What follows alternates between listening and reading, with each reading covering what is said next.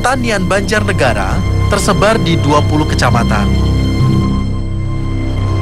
Kali ini saya datang ke satu lahan di Wanayasa. Hanya dengan melihatnya saja sudah membuat merinding. Ditambah lagi cuaca hari ini yang bersiap turun hujan. Tanah seluas hampir 200 meter milik Yuli dan ibunya ini sebagian ditanami jagung. Buahnya baru akan panen bulan depan. Sebagian lagi penuh dengan tanaman cabai. Setiap hari mereka merawat tanah warisan ini. Setiap hari pula mereka khawatir. Di atas lahan ini longsoran tanah sudah terlihat. Rekahan pasca hujan membuat tanah bersama air. Beberapa bagian kebun sudah rusak. Inilah yang harus dihadapi Yuli dan banyak petani lain di Banjarnegara. Hanya ini lahan yang mereka miliki.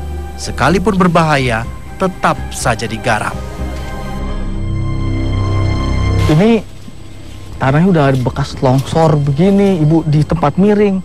Ibu sendiri takut nggak sih sebenarnya, Bu? Ya takutnya yang longsor.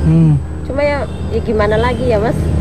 Namanya juga udah dari warisan orang tua ya. Jadi dinikmatin.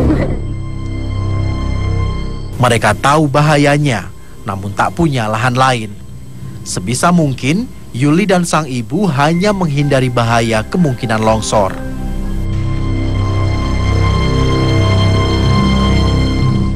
Ada beberapa titik longsor di lahan masyarakat di Banjarnegara.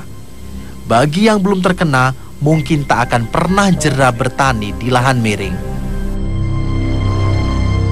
Bisa dilihat di belakang saya ini, sekitar 20 meter di atas saya, itu ada tebing yang cukup tinggi dan bahkan sudah longsor di atasnya.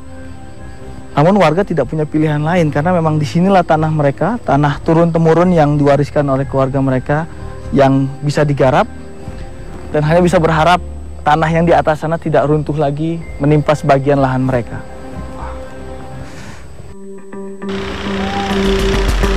Bahaya longsor di Banjarnegara bukan isapan jempol, apalagi ramalan tanpa dasar.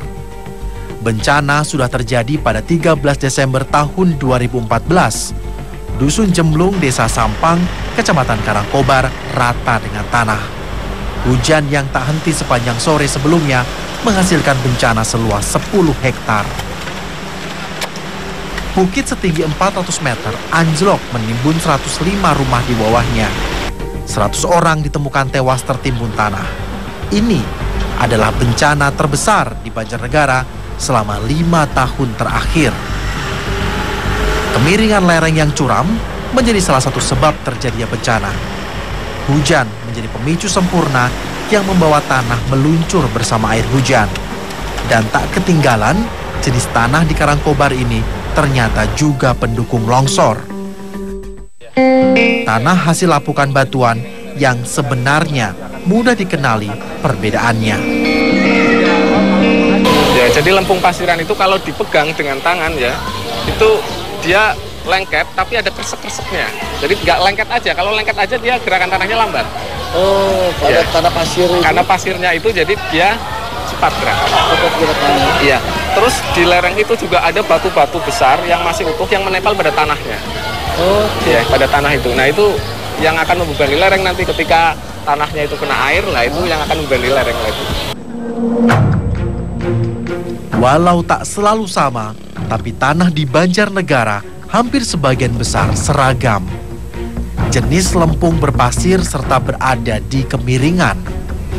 Banjarnegara sebagai daerah merah yang rawan bencana juga diakui pemerintahnya. Mereka sadar kalau bahaya mengancam sebagian besar kecamatan di tempat ini. Tapi yang 12 itu benar-benar penuh dengan ancaman tanah longsor. Jadi antaranya Kecamatan Karangkobar, Kali Bening, Wanayasa, Pandanarum, Pejawaran, Pagentan, Batur, Sigaluh, Madukoro, Banjarnegara sendiri kotanya, kemudian Pagedongan, Purwonegoro, Mandiraja, Kelampok, sampai Susukan, Banjarmangu, Unggelan, juga itu semuanya ada potensi. Sayang, baru pemerintah dan sebagian warga saja yang sadar. Setiap awal penghujan sebenarnya warga harus sudah siap. Upaya tadi kita lanjutkan, setiap misalnya bulan November itu udah otomatis Bupati akan undang semua camat mengingatkan ini hampir musim hujan, ingatkan, itu sudah seperti itu. Lalu mana-mana saya selalu katakan, kalau hujan datang, laki-laki dilarang tidur, kalau tidur bergantian. Kurangnya kesadaran warga akan bahaya tanah mereka sebenarnya membahayakan warga sendiri. Namun, usaha apapun tak akan berhasil jika masyarakatnya belum sadar akan bahaya. Itulah mungkin para teknolog ini bisa menciptakan alat yang relatif ya harus ada, oh kalau getarannya hanya sedikit, misalnya hanya titit, kalau kuning misalnya ya titit. Nah, kalau kemudian baru setelah kira-kira gerakannya luar biasa baru sirina mungkin. Nah itu ini sih ya, tantangan bagi teman-teman ilmuwan.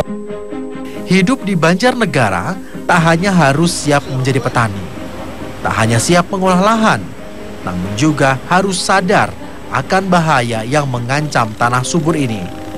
Lereng miring dan curah hujan tinggi menyimpan potensi bencana yang teramat besar.